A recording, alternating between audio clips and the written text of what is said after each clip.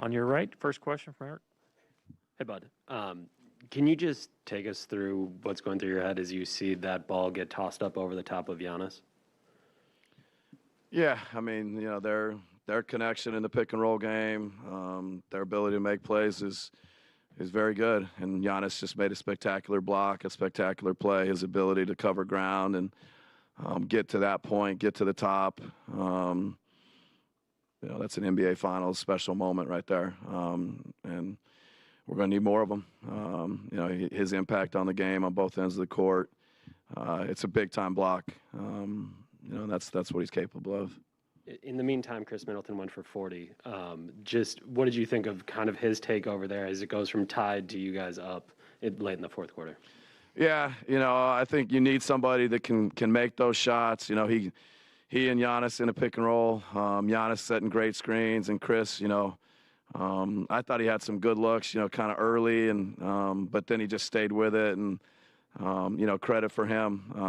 You know, a lot of big, tough shots, and then the tough finish in transition.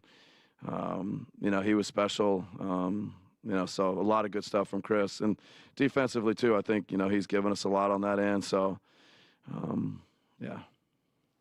Tim? You talk all the time about the work that Chris and Giannis have done over the past 8 years together to kind of build you guys to this moment. How fitting was it to you that those were the two guys that down the stretch of this game kind of pulled you guys out of the fire and kept you in the series? Yeah, no, I think, you know, to see the conversation or the engagement between those two, and Giannis talking about what we wanted to do offensively, and you know, a lot of it comes down to just, you know, getting Chris into a good spot and him being unselfish, and then Chris delivering. But you know, a lot of reps, a lot of experiences together. You know, we need that going forward. Jim here up front. Hey, Mike. I guess pregame talked a little bit about Pat shooting, so he hits the corner three that puts you guys up. And then I think Devin Booker wanted that switch on Pat late, and then Pat with the contest. Can you just speak a little bit about those two plays and what they meant to? Yeah, no, I mean, I think, you know, we were able to get a stop and, you know, I think get a push up the court. You know, they showed a crowd. They showed, you know, extra bodies on Giannis. He made a great read, great decision, great look by Pat. He makes it. And then defensively, you know, his athleticism, his ability to kind of, you know, get to a contest and, you know, help us defensively. He's done it all year. And so, you know, a couple big plays from Pat. Kind of along the same lines with Drew, I would imagine this might have been one of his more frustrating games. We'll ask him that later. But to rebound and then to kind of work with Giannis to have that turnover late as well. Mental toughness there, I'm guessing, for his part to not sort of lose it there. Yeah, no, I think, you know, this is kind of a mental toughness win for us. You know, I think both teams are scrapping. And, you know, I thought Drew made several winning plays late. You know, the steal, I thought he came up with a big defensive rebound in traffic. He came up with a big offensive rebound. You know, so I think for him just to stick with it, the mental toughness that you mentioned, it's how he's built. You know, he's a winner, and, you know, he made a lot of winning plays those last 3 or 4 minutes. On your right, Sam?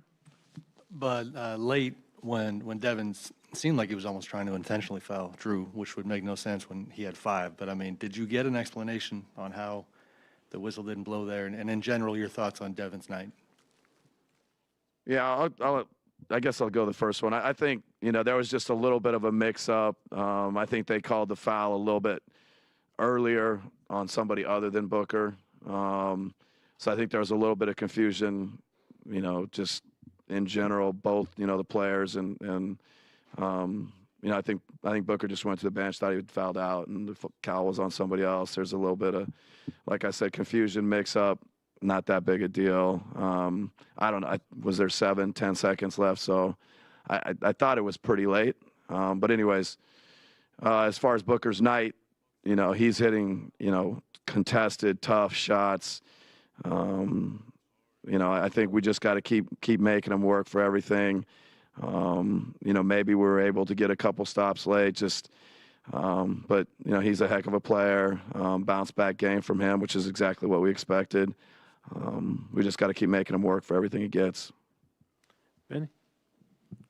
Hey, but it seems like we're at this point where both teams know what each other is running. There's a lot of familiarity, and it's going to come down to basically who makes the best plays outside of the framework of the offense or defense. Is that what you see now that it's kind of in this gridlock stage?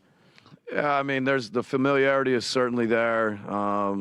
You know, they do a lot of really, you know, good stuff offensively, creative. Monty does a great job. Their players.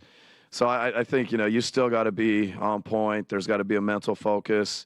But then, you know, at the end of the day, you got to find a way to get the 50-50 balls, the rebounds. We got to have great spacing. We got to be in attack mode. You know, so I think both teams are familiar, but they still got to execute down the stretch. You got to make plays down the stretch. It's going to be that kind of series, it feels like. Jeff towards the center. Mike, 33 field goal attempts for Chris tonight. What was happening offensively for you guys, and then maybe defensively on the other end that allowed him to, you know, take so many shots? And did you notice early that that was going to be the kind of game that was needed, 33 attempts from him? No, on the early part, you know, I did think that, you know, he got a couple good looks. We in general got a couple good looks. And you know, it's always, you feel like you want to convert those. And then he just got, you know, he stuck with it. Again, I think, you know, both Drew and Giannis, you know, and really even Tuck and Pat, you know, finding ways to get him and get him late, set screens for him.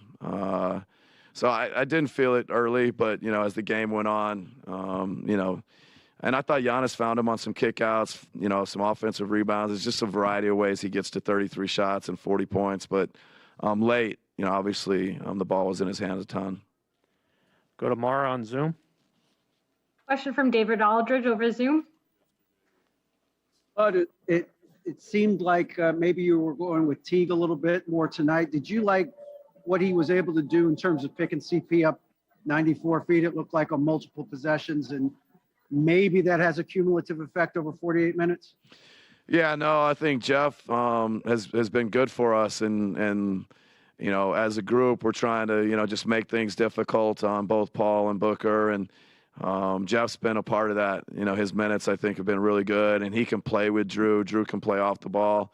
You know, so I think the more guys we can throw at them, you need every little bit you can, you know, defensively to continue to make it, you know, hard and difficult on these guys.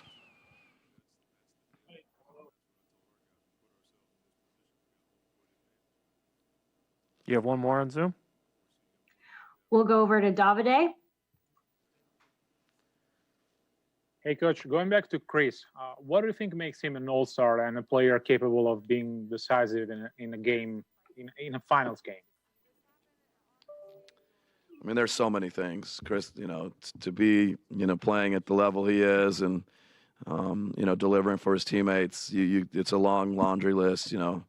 But I think the care factor is off the charts. He wants to win.